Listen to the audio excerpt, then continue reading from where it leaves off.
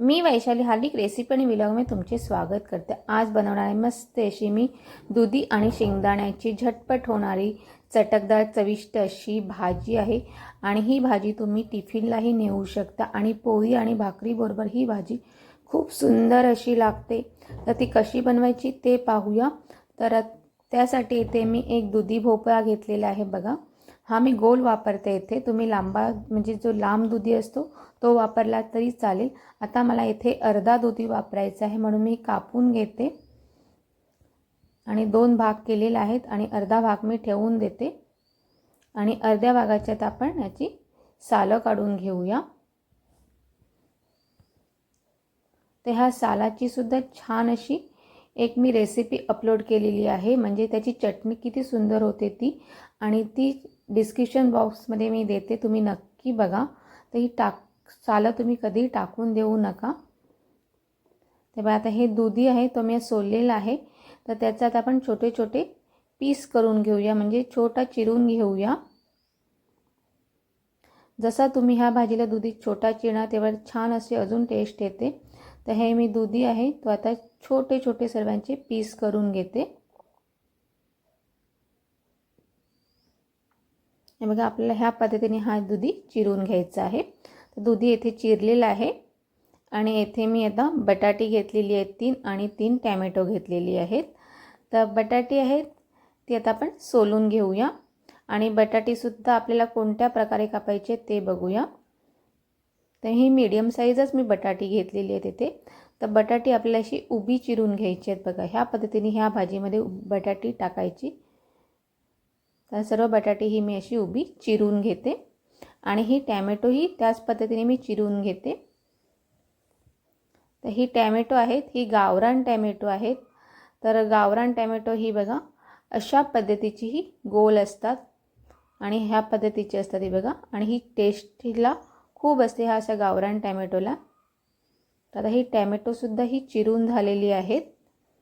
तर हे मी दुधी आणि बटाट्यामध्ये टाकून घेते, कारण की भाजी आहे ही आपण कुकरमध्ये लावणार आहोत, म्हणजे शिजवणार आहोत। तर इथे मी कुकर ठेवलेला आहे, त्यामध्ये मी तेल टाकून घेते आणि गॅस मी मध्यमच ठेवलेला आहे आणि हे तेजपत्ता टाकलेला आहे आणि खडे मसाले आहे, लवंग, काळी वेलची आणि दालचिनी, कढीपत्ता आणि काळी मिरी सुद्धा टाकलेला आहे आणि सर्व खडे मसाले आपल्याला फोडणीवर टाकून द्यायचे आहेत। आला लसणाची पेस्ट टाकलेली आहे मी आणि ती छान अशी मिक्स करून घेतलेली आहे तेलामध्ये, आणि हिंग, जिरं टाकून घेऊया, घरगुती मसाला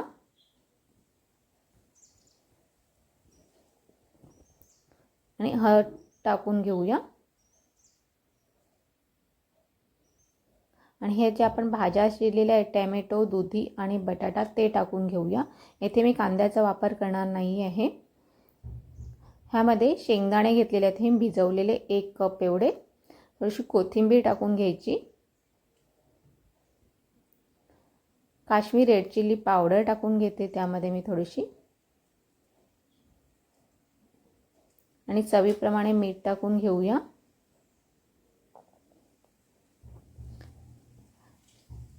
आणि हे सर्व प्रमाण डिस्क्रिप्शन बॉक्समध्ये दिलेलं आहे। यामध्ये खवलेला नारळ पण टाकलेला आहे आणि गुळाची पावडर टाकाच, कारण टेस्ट अजून छान येते। आता हे आपण सर्व एकत्र मिक्स करून घेऊया। ह्यामध्ये आपल्याला जास्त पाण्याचा वापर नाही करायचा मी भाजीमध्ये, कारण की दुधी असा आहे की दुधीचं पाणी होतो हे बघा। आणि आता आपण सर्व भाजी मिक्स झालेली आहे, त्यामुळे झाकण ठेवते ताट आणि त्यामध्ये पाणी टाकून घेते आणि जेव्हा हा पाणी गरम होईल तेव्हा आपण झाकण काढून घ्यायचं आहे। ते बघा बुडबुड यायला लागलेले आहेत आणि पाणीही झाकणातलं गरम झालेलं आहे। तर मी बाजूला करून घेते बघा। मस्त अशी आपली भाजीला पाणी सुटलेलं आहे अंगचं। आता छान असे मिक्स करून घेऊया एकत्र असं। त्यामध्ये मी गरम मसाला टाकलेला आहे आणि हे प्रमाण तुम्ही तुमच्या आवडीप्रमाणे टाकू शकता, मसाल्यांचे कमी जास्त करू शकता। थोडंसं चिंचेचा कोळ घेतलेला आहे, त्याचं चिंचेचं पाणी टाकून द्यायचं आहे आंबटपणासाठी। तुमच्याकडे चिंच नसेल तर तुम्ही कोकम आगळ टाकलं तरी चालेल। आणि येथे मी चण्याचं पीठ घेतलेलं आहे. त्यामध्ये मी आपण हे बघा त्यामध्ये थोडंसं पाणी टाकून घेऊया आणि त्याची पेस्ट करून टाकूया चण्याच्या पिठाची. त्यामुळे आपल्या भाजीला अजून छानशी टेस्ट येते. आणि ही भाजी आमच्या वाडवळी पद्धतीमध्ये केली जाते. खूप सुंदर अशी भाजी लागते. आता आपण सर्व मिक्स करून घेऊया. ह्याला आमच्याकडे आमटी सांगतात दुधीची, कारण की आमच्याकडे कोणतेही शुभकार्य असले का ही भाजी बनवली जाते. आता आपण झाकण लावून घेऊया आणि 3 शिट्ट्या करून घेऊया.